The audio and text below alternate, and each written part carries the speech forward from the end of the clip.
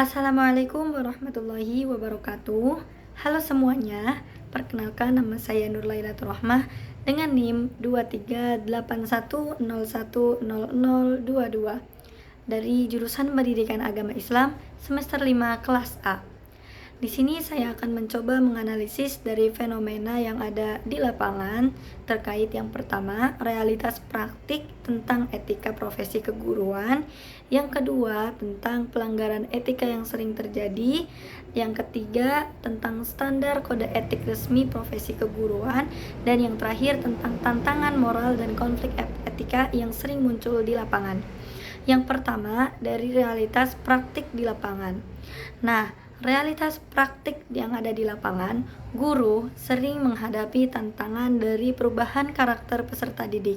Dari yang dulunya peserta didik itu lebih cenderung bisa untuk menuruti dari apa yang diperintahkan atau diajarkan oleh guru, karakter yang ada di peserta didik zaman sekarang itu sekarang ini itu semakin kompleks karena dilatar belakangi perkembangan teknologi dan penggunaan media sosial yang terkadang tidak bisa dikontrol oleh diri siswa itu sendiri, sehingga dalam praktiknya seorang guru harus bisa menginovasi pembelajaran yang ada di kelas.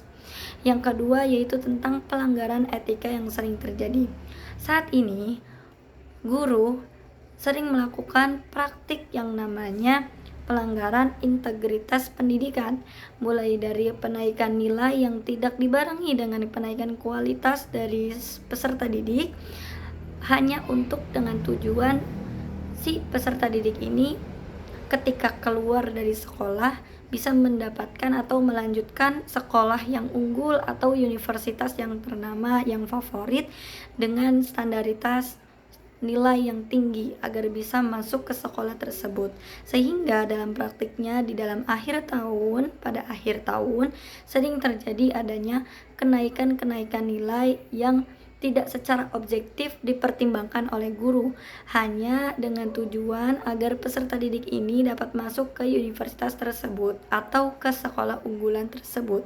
Nah, praktik ini tidak hanya terjadi di dalam satu sekolah. Dari beberapa observasi yang saya lakukan dan juga wawancara juga, ternyata praktik ini masih terjadi di sekolah-sekolah. Terus untuk yang ketiga tentang standar kode etik resmi profesi keguruan. Tentunya ada beberapa dasar tentang kode etik resmi profesi keguruan. Yang pertama dari Standar Etik Guru Indonesia atau biasa dikenal dengan istilah PGRI, bahwasanya seorang guru atau pendidik itu harus mampu membimbing peserta didik untuk membentuk manusia Indonesia atau generasi seutuhnya. Terus yang kedua, guru itu harus jujur, harus adil, dan harus profesional. Yang ketiga, guru harus menjaga hubungan baik dengan siswa, orang tua, dan juga masyarakat. Dan yang keempat, guru tidak menyalahgunakan jabatannya. Dan yang terakhir, guru meningkatkan kompetensi dan martabat dari profesinya. Terus ada juga di dalam sebuah undang-undang nomor 14 tahun 2005 tentang guru dan dosen. Nah, yang terakhir yaitu Permendiknas nomor 16 tahun 2007. Nah, dari beberapa kode etik tersebut, salah satu yang akan saya bahas yaitu bahwasanya guru itu harus jujur, guru itu harus adil, dan juga harus profesional. Dari beberapa praktik yang dilakukan oleh guru di lapangan, yang salah satu contohnya itu kenaikan nilai peserta didik yang tanpa berpikir dengan objektif, tanpa diimbangi dengan peningkatan kualitas dari siswa itu sendiri. Nah, termasuknya guru tersebut melanggar dari kejujuran atau ketidakadilan di dalam memberikan nilai kepada siswa.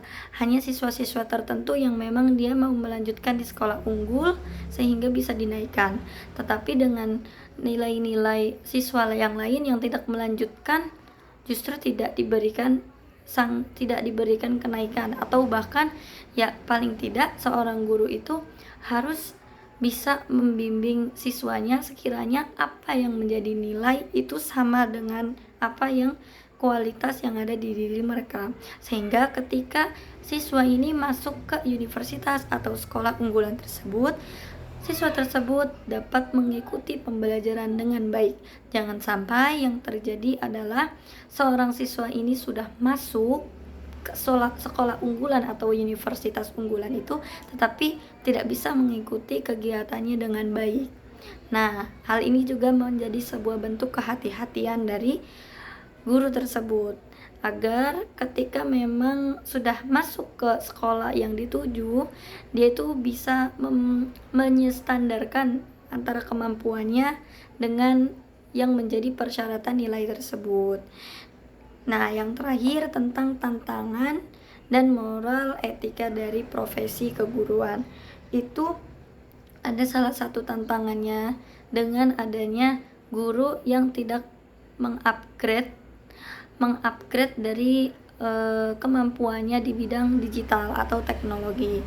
Nah, karena saat ini kita itu sudah masuk era society 5.0 ya, 5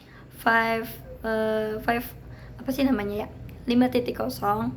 Jadi intinya kita itu harus, seorang guru dituntut untuk memanfaatkan teknologi.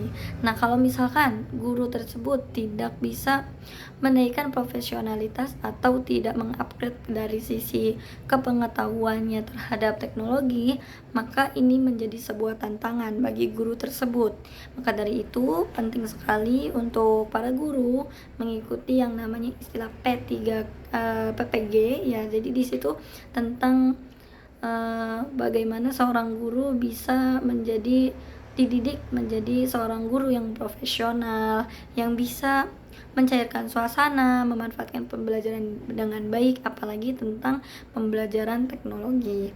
Mungkin dari saya hanya cukup sekian. Terima kasih atas segala perhatiannya, semoga bermanfaat. Wassalamualaikum warahmatullahi wabarakatuh.